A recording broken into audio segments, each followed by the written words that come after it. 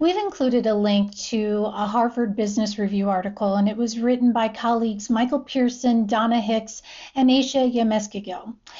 It was published in October of 2024, and the title is How Does Dignity Fit into Your Leadership? So I hope you'll read their entire article. I also do a review of the article on my YouTube channel. Now, in this course, let's use the information from the article kind of combined to help us explore how the concept of dignity can transform our approach to managing grief. Now, there are key researchers in the management space, and the three people who wrote this article really are highly involved in the space, and I'll talk more about their individual work as well. Now, as we've established, grief in the workplace isn't just about loss in the traditional sense, like the death of a loved one. There's really more to it. Grief can manifest in layoffs, in unmet expectations, discrimination, just feeling unseen and undervalued. The research indicates that in these moments of rupture, whether they're personal or professional, the way leaders respond, it makes all the difference. So let's begin by understanding dignity. So as the co-authors point out in the article, dignity is defined as the intrinsic value that human beings have. Donna Hicks has written several books on the subject, and her work focuses on dignity. Now, the authors write from the perspective that dignity is unconditional and different from respect. Dignity isn't seen as something we earn, it's seen as something we inherently deserve. So the authors state, and you can probably attest to this, that dignity violations are alarmingly common in modern workplaces. Employees are often treated as commodities or numbers, just tools of production. Consider an example from their research shown in the article. They mentioned an interview with an employee who worked for decades as 217. Not even a name, just a number. Now, practices like that might be put in place because someone thought it would make a process more simple, but it dehumanized the individual and led to an erosion of trust, motivation, and engagement.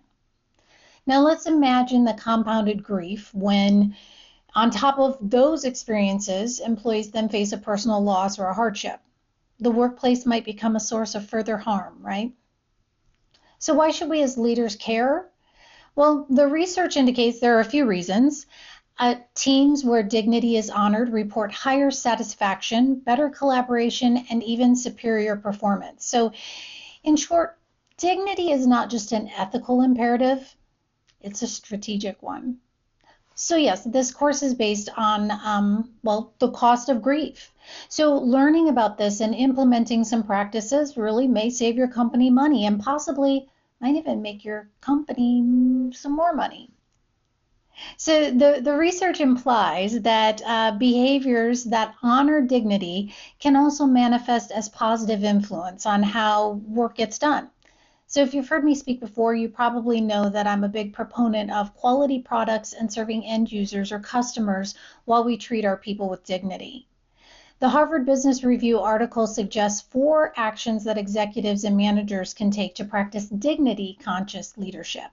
So the list is 1, build dignity literacy, 2, recognize inherent value, 3, restore dignity by acknowledging dignity violations, and 4, protect and promote dignity through process.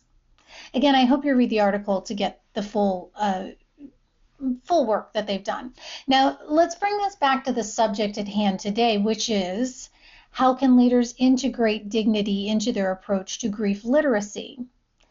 So we have a few ideas here. 1, recognize inherent value. When employees bring their grief to work rather than seeing it as a distraction or a weakness, we could actually see it as a part of their humanity. So we could acknowledge their pain without judgment or dismissal. Now, the Harvard Business Review article also refers to Bob Chapman. He's CEO of Barry-Wehmiller, and I included a link to a Forbes article about him as well as a link to his book. Now, Bob Chapman says he discovered that seeing every employee as somebody's precious child transformed his organization into one marked by engagement and success. And the Harvard Business Review article refers to the transformation of the multi-billion-dollar manufacturing company into one where everyone matters. The results are tangible in that people are highly engaged, appreciate their colleagues, and produce high-quality products and services. And then this is a direct quote from the article. At such a high rate that their stocks have outpaced Berkshire Hathaway in compound and annual growth rate. Now, number 2, restore dignity by addressing violations. Sometimes the workplace itself exacerbates grief or compounds it in various ways. For example, poor communication, harmful policies, or managers interpreting policies differently for different people. Here's an example, a story from my qualitative research, and this exemplifies how important communication can be. So this is a case where a woman was given accommodations, flexibility in schedule, but the communication with the team was a bit off. So I interviewed this woman. She worked in a media office in a major city, and she had gotten permission from management to leave work early on a regular schedule to take her father to chemo treatments.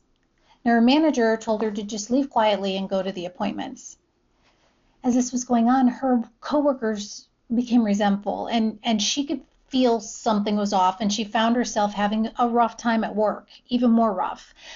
So when her father eventually did die and the news spread around the office, a few of her coworkers came up to her and apologized, and they said they had no idea why she had been leaving early, and they thought that she might have been leaving for leisure, or so that would mean unfair treatment, dignity violation, or they thought she might be leaving the office to participate in a special off-site work project that those coworkers hadn't been offered. So again, we might guess the coworkers saw both those possibilities as dignity violations. Now, the coworkers had no idea that the woman that I interviewed was leaving work to take her father to medical appointments, and that means they also didn't know that she was dealing with anticipatory grief. So just a reminder here that anticipatory grief is that grief we experience when the loss is impending, and we often don't know the actual timeline, but we feel, the likelihood of an eventual loss, it's coming. That's that grief. Now, the woman's father was diagnosed with an aggressive cancer, and she was his only caretaker. She had no other support.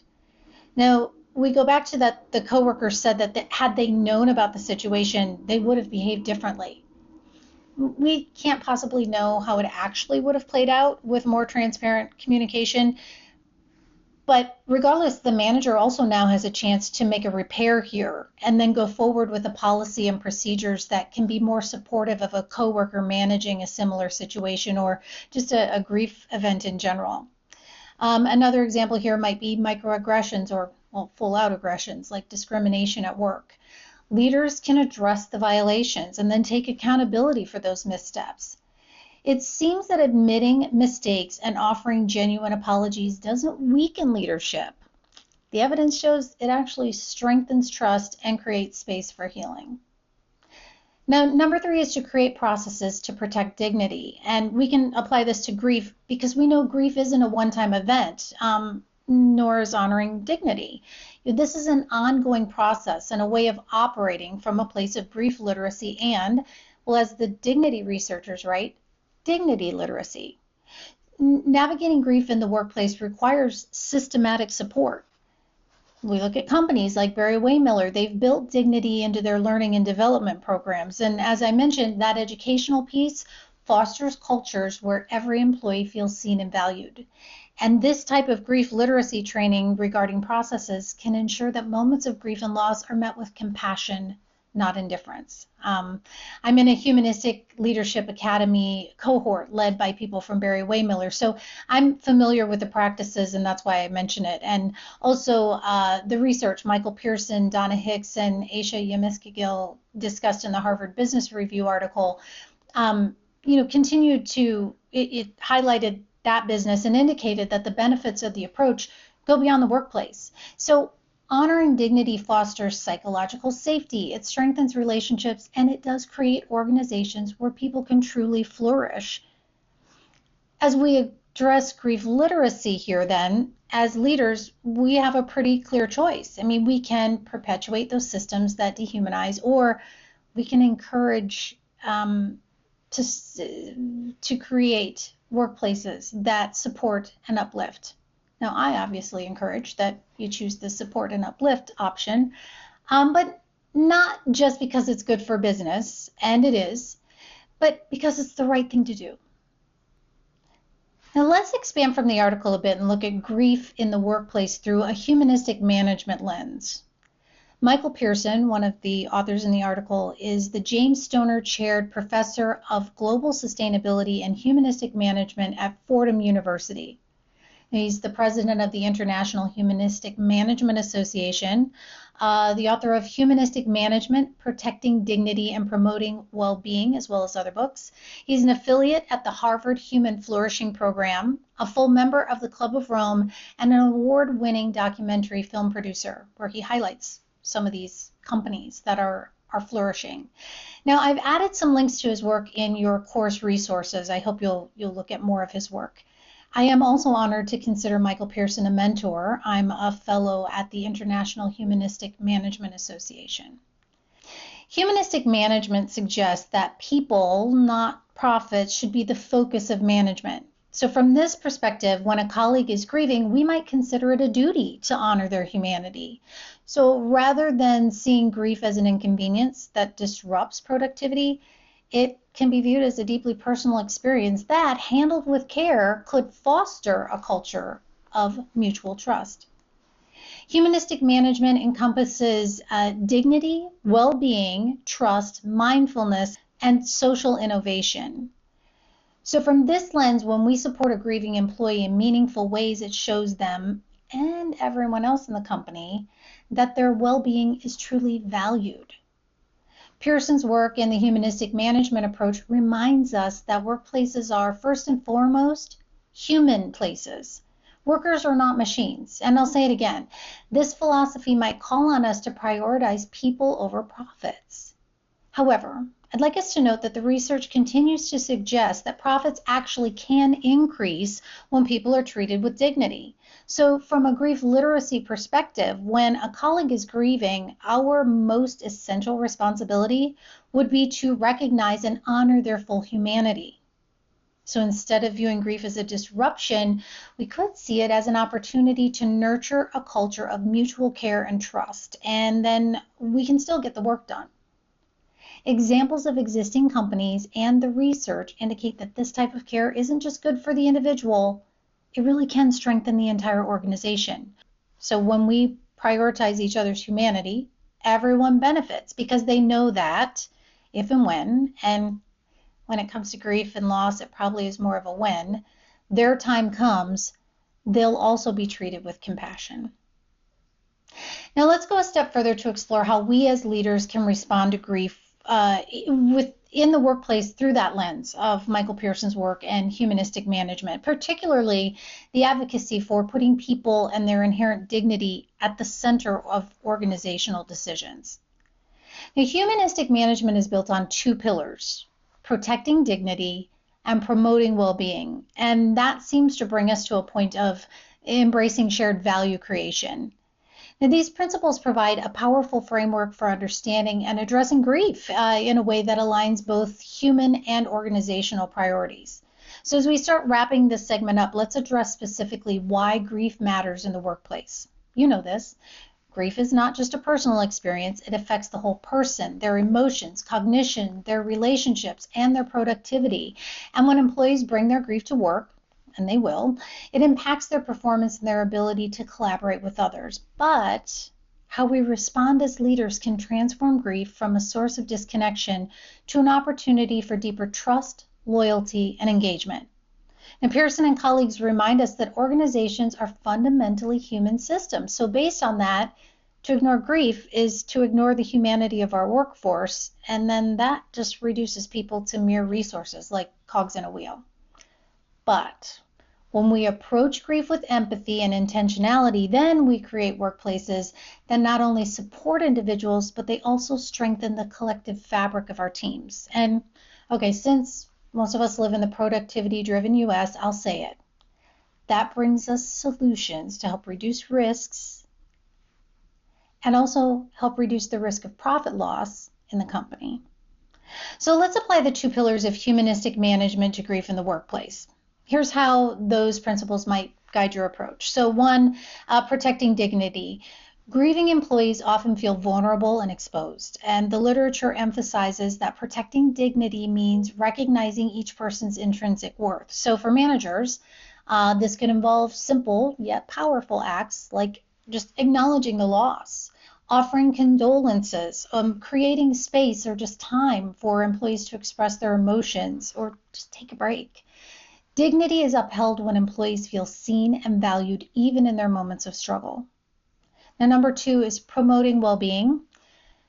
Grief takes a toll on both mental and physical health. And aside, one of the lessons in this course gives a list of the potential physical, behavioral, and emotional symptoms of grief, so you can help recognize those.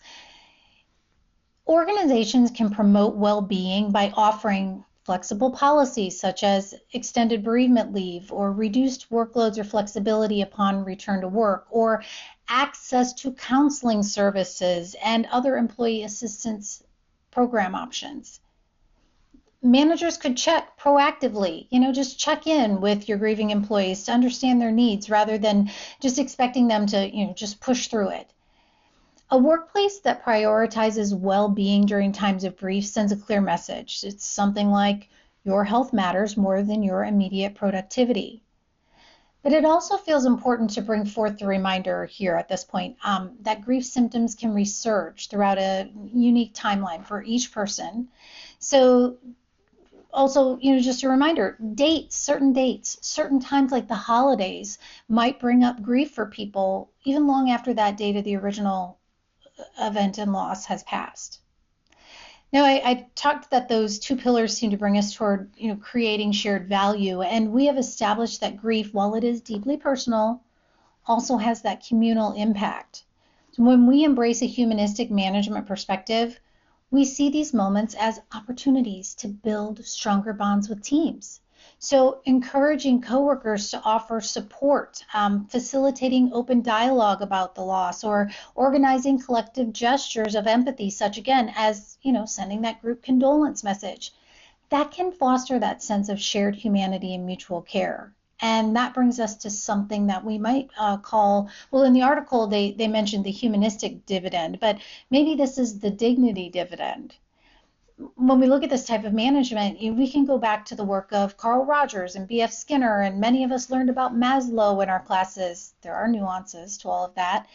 But the most current humanistic management thought leaders like Michael Pearson and practitioners like Bob Chapman at Barry-Wehmiller, their work and their research are important to grief literacy and navigating grief in the workplace. And that's why I've included it here. So as we investigate and really invest in a human-centered approach to grief, it's not just ethical. This is strategic. Research consistently indicates that organizations with supportive cultures experience lower turnover, higher engagement, and stronger resilience. So when those employees feel cared for, they reciprocate with loyalty and a renewed sense of purpose. Pearson's work and the work of humanistic management, the entire movement, reminds us that businesses thrive when they put people first. So to conclude this segment, we'll just say that, we know grief is an unavoidable part of life and, by extension, an unavoidable part of work. But the question isn't then really whether grief will affect your organization. It's how will you respond? Now, through the lens of humanistic management, we have some tools to create workplaces where grief is met with dignity, care, and compassion. And we invite you to lead not just with strategy, but with humanity. And by doing that, we can honor the full spectrum of the human experience and build workplaces that are resilient and ethical and truly thriving. The term often used is flourishing, and there is evidence that flourishing really is possible in the workplace. So before we go, let's specifically connect back to the dignity research of Donna Hicks. So Donna Hicks has done extensive work inside organizations on acknowledgement and accountability, as she spent 30 plus years in the field working to resolve international conflicts involving some of the most challenging issues, really some of the most challenging issues facing policy leaders today, including the Israel and Palestine situation, Sri Lanka, Northern Ireland, Colombia, Libya. The HBR article quote says, and I'm just going to give you the exact quote, she discovered time and again that dignity was one of the underlying causes of unresolved conflicts, and addressing dignity was one of the only viable options that moved the needle between parties who were deeply entrenched in their positions. Now, the research that led to the Harvard Business Review article that I've linked here and referred to was inspired by that initial discovery. And then in 2017, the three authors, you'll see, they started to research how dignity manifests in businesses and work contexts and why it may be the solution for reclaiming relationships at work.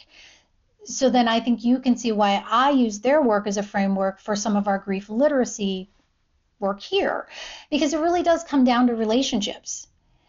When someone's grieving, their dignity, their sense of worth and respect often feels fragile. They're often renegotiating parts of their identity and probably reframing their relationship with the deceased or their relationship to whatever that loss was. Because Hicks kind of teaches that dignity is fundamental to feeling valued and respected as a human being. It all ties in here. So a grieving employee needs to feel that they're still a valued part of the team. We could acknowledge their absence if there is one. We can recognize their loss in a way that makes them feel comfortable, and we can be sensitive to their boundaries. So some experts actually recommend offering accommodations that might help them ease back into work, but please just don't make assumptions. Ask them some questions, because this is up to each individual situation. And I know you might be in a workplace where offering accommodations is complicated for various reasons. And it's also essential to ask about and respect how a grieving worker would like to proceed. Because as we know, some people aren't ready or really just haven't been socialized to share their experiences, any personal experiences in the workplace, especially grief. Some people have financial concerns and situations that affect their relationship to work. They may not tell us the truth about that. Some people might use work as a refuge. Their friends are there, or they might use it as a coping mechanism. And we do address that more in another segment. So by honoring their dignity, we create an environment where people can be honest and authentic about their grief and how they want to integrate their experiences into the workplace. Now, I included links to Michael Pearson's work and then also Donna Hicks's books, Dignity, its essential role in resolving conflict, and then the Leading with Dignity, how to create a culture that brings out the best in people. Donna Hicks reminds us that dignity is not just a philosophical idea. It really is it's a practical framework for building trust, connection, and resilience in all human relationships, and most importantly, those at work. So let's put it all together. So why dignity matters in grief? Because, well, if there's one thing I've said over and over, it's that grief is a deeply personal experience, and we're understanding, though, that grief unfolds within social and professional contexts. So when our employees face a loss, their dignity, their inherent sense of worth, can feel shaken. And Hicks, in her work, proposes that preserving dignity during times of vulnerability is essential for healing and growth. And so I think in the workplace, this might mean that acknowledging grief as part of the human experience rather than treating it as a completely private issue to be managed out of sight might be the way to go. And we talked about the messages that we send earlier. So when grieving employees feel ignored or treated as if their loss is an inconvenience, that sends a clear, albeit unintended, message. It's something like their pain, and by extension their humanity, is not valued. And that diminishes trust and engagement. Now, conversely, we establish that workplaces that actively honor dignity foster a sense of belonging and support that can help employees navigate their grief and return to work with a renewed capacity. Now, Hicks in her work identifies 10 elements of dignity, and several are directly relevant to supporting employees through grief. But for our time here, I'm just going to highlight 3 of those elements and bend them toward grief a bit. So, one, recognition. So, one of the simplest yet most powerful ways to support a grieving employee is just to acknowledge their loss. So, a heartfelt, I'm sorry for your loss, can validate their pain. Again, those acts of recognition, like sending a condolence card or attending a memorial service, communicate respect and care. Now, number 2 is empathy and understanding. I'll say it yet again. Grief does not allow for a predictable timeline, nor does it look the same for everyone. So Hicks in her work emphasizes the importance of empathy in preserving dignity. So managers can be willing to listen without judgment and adapt expectations to accommodate the grieving process. And the 3 is safety. So a grieving employee must feel safe to express their emotions without a fear of stigma or career repercussions. And this involves fostering a culture where vulnerability is seen as a strength, not a weakness. Brene Brown's work comes in with vulnerability a lot here. So we're seeing, and the research and evidence shows us that when employees feel psychologically safe, they are more likely to seek the support that they need. Now, in my brief research and the research of others, that theme of worrying about not looking professional or coming across as weak is very common in the workplace. It comes up a lot when associated with grief. And then, this is how people may not ask for help, and this is where we might see accidents or missed things. So again, let's just say, well, what does this mean to you? How could you apply these principles? Let me give you 3 steps, 3 takeaways. So 1, create a dignity conscious workplace or grief literate workplace. So train those managers to recognize and honor dignity in all interactions, particularly during moments of grief, though. And that can include workshops on compassionate communication, grief literacy, and emotional intelligence or emotional flexibility. And we do offer those if you're interested. Just let us know. And there's a form and an email address in your resources here. Number 2, develop clear policies. Bereavement leave policies should reflect not only a legal obligation, obviously, but also that commitment to maybe flexibility, but particularly commitment to humanity.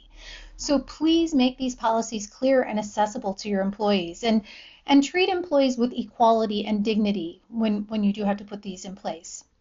Now, one of the lessons in this course does give you an exercise where you will look up your current workplace policy. Some people, many people actually that come into these trainings don't actually know what the policies are until there's a grief event.